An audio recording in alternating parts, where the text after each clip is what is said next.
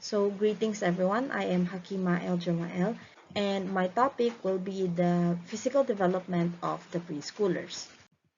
So, the preschoolers years is also known as the years before formal schooling begins. It covers the ages 3 to 5 years old, and although it is the year or the years before the formal school, it does not make it as less important as the stages after it and even before it. Preschool years is important as it is the one that lays out the foundation to later development. And at this stage, the preschoolers achieve many developmental milestones. In this portion or in this stage of physical development, the focus or the foci are the following. The first one is the acquisition of the gross and fine motor skills, the artistic expression, the proper nutrition, and sleep. So these four will be discussed in more details later. Now, these are the big ideas about the physical development of the preschoolers. First one is that it can be seen that there are significant changes in the physical growth of the preschoolers. Then, the preschoolers' physical development is marked by the acquisition of the gross and defined motor skills, which we will be discussing more later. And the preschoolers can express themselves artistically. And it is important for the preschoolers to have a proper nutrition and right amount of sleep. So the caregivers and the teachers can provide a lot of help in maximizing the growth and the development of the preschoolers. And lastly, preschoolers with special needs that are enrolled or in an inclusive classroom can thrive well even with this fact with the appropriate adaptations made in the classrooms or the materials that will be used to teach the preschoolers with special needs and even the activities that will be used to assign to the preschoolers with special needs. So these are the significant changes in the physical growth of a preschooler. The first one is that the physical growth increases in preschool years. And from the perspective of an observer, it can be seen as quite dramatic. But if we are going to compare it sa changes sa physical appearance or physical development ng infant or toddler, mas mabilis pa rin or mas marami pa rin yung changes na nangyayari doon sa infant or toddler. So, we can say that yung physical growth is much slower sa preschool compared sa physical growth or physical development sa infant or toddler. And under this physical development, there is this term called the center of gravity, wherein it is the point at which the body weight is evenly distributed.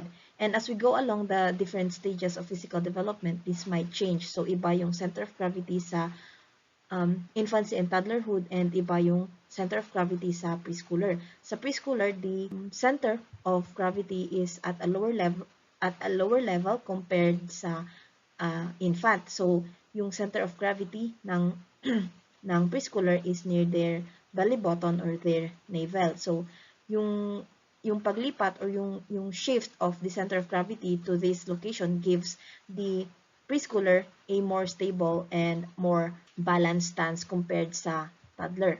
We can see in this stage na there is a change from yung mga baby-like, remaining baby-like features ng child to a more slender figure ng preschooler. And we can see here yung change or yung transformation ng unsteady stance of a toddler to a more steady bearing of a preschooler. So, we can say na preschooler no longer toddles. And some believe that yung later age sa preschool, specifically like maybe 4 to 5 years old, some believes that it is the best time to begin learning skills that require balance, such as riding a bike or skating. When a child enters the preschool stage or when a child becomes already 3 years old, the baby teeth or the milk teeth or the deciduous teeth or primary teeth, they all mean the same thing. They are already in place. So ito yung teeth na later on ay mag-shed din kasi mapapalitan ng permanent teeth na which can be seen sa mga adult people. And let us now go to the gross and fine motor development. Yung gross motor development, it is the acquiring of skills that involve the large muscles of the body, such as the entire lower leg, our trunk, and even the entire arm and hands. So, Yung gross motor development has three categories: the locomotor skills, the non-locomotor skills, and the manipulative skills. Yung first one, the locomotor skills, it is the set of activities or skills wherein a child will use the large muscles of his body to go from place to place. So, ang example is walking, running, climbing, and even hopping and uh, galloping. The second one is the non-locomotor skills. So, it is when even though a child or the preschooler is using the large muscles of his body, he remains in the same spot that he is either standing or sitting. An example is the bending, stretching, swaying, and turning. The last one is the manipulative skills. So it involves projecting and receiving objects. An example is throwing ball, striking, bouncing, catching, and even dribbling. Another motor development is the fine motor development. When we say fine, it has something to do with being small. So from the word itself, fine motor development, it is the acquisition of the ability that needs the involvement of the smaller muscles sa arm, hands, and fingers. Ang example ay picking, squeezing, pounding, opening things, holding, and using a writing implement. So as we can see in the picture, yeah. As we can see in the picture, a child is playing with a Lego, and we know that playing with a Lego requires the purposeful usage of our hands and fingers to build something. So, proceeding to the artistic development.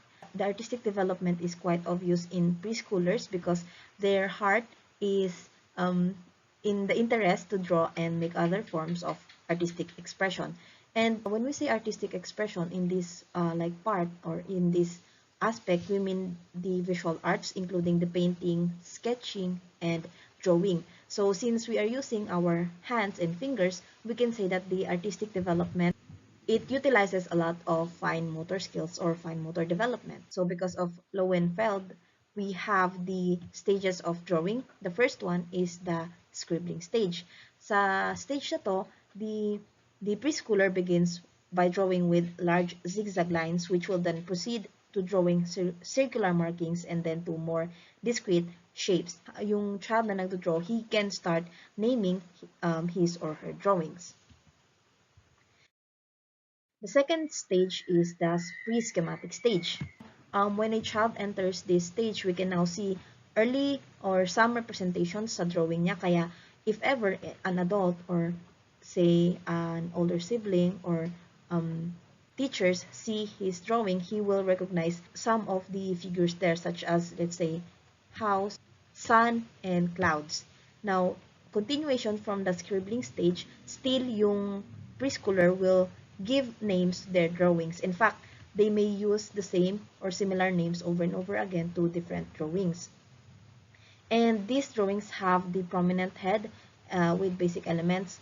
And dito rin mag-start na mag-draw yung preschooler ng arms, legs, and even facial features. But of course, it is not as detailed or as hindi ganoon kaganda. But still, we can understand that what they're drawing is the arm of a human figure, a leg, and even the facial features by just simply drawing yung smiling or curved line. If it's turned upward, then it signifies happiness, and then if it's turned downwards, then that means sadness.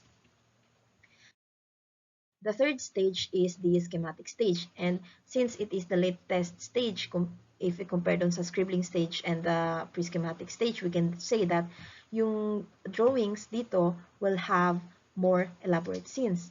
And yung preschoolers kasi, the reason why bakit more elaborate yung scenes dito is that the preschooler starts to draw from his experience and exposure.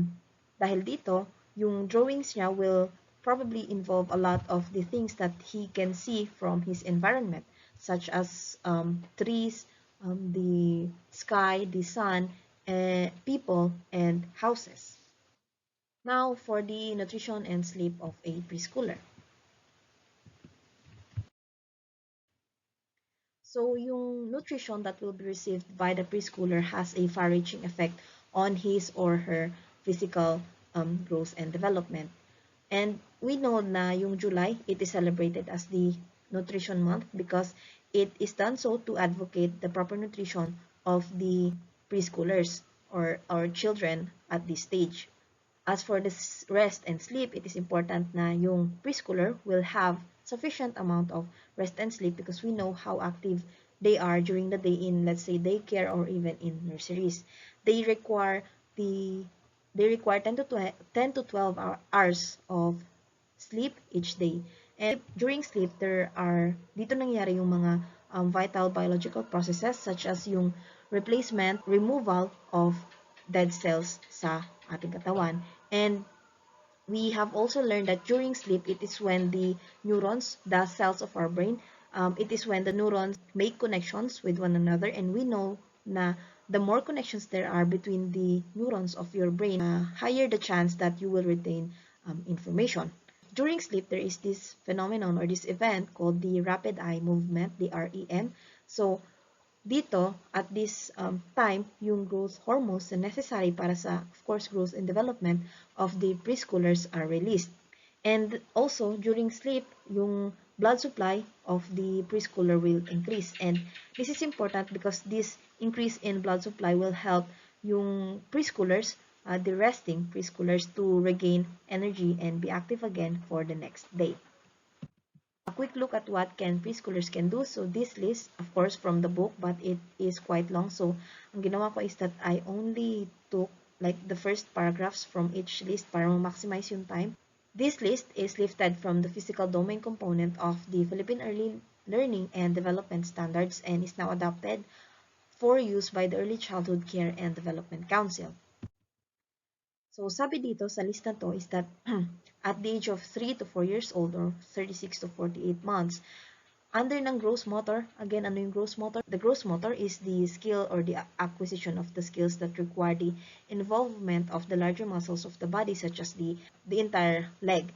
If yung child is 3 to 4 years old, he can now hop 1 to 3 steps on preferred foot.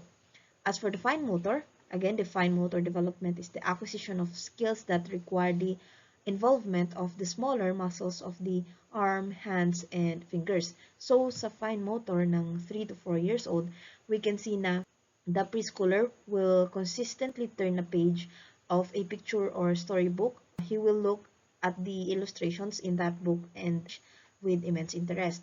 Now, as the child approaches the 5 years of age, we can see the development in such a way that he can now copy a simple pattern of different basic shapes.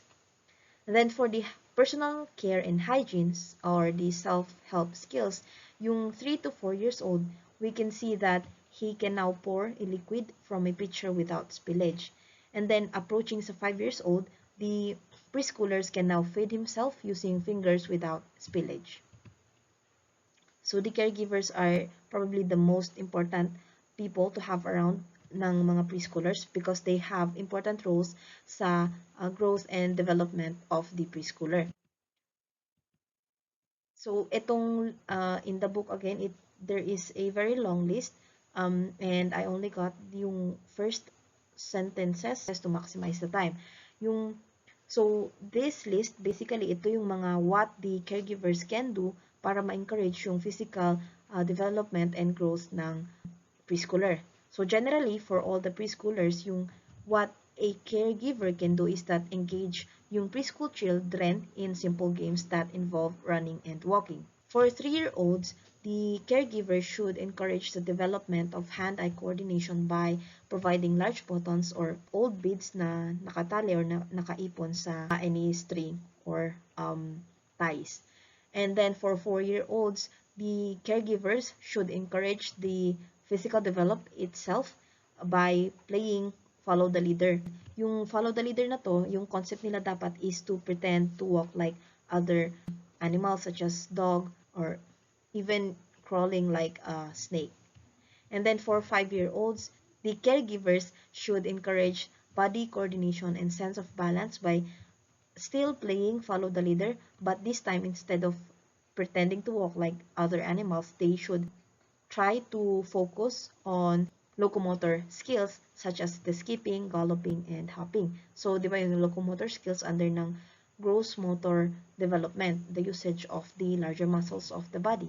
So other than that, the caregivers should or can provide a balance beam na magagamit nung preschooler. You should let them climb to encourage their body coordination and sense of balance. So that is all from my report. Thank you so much.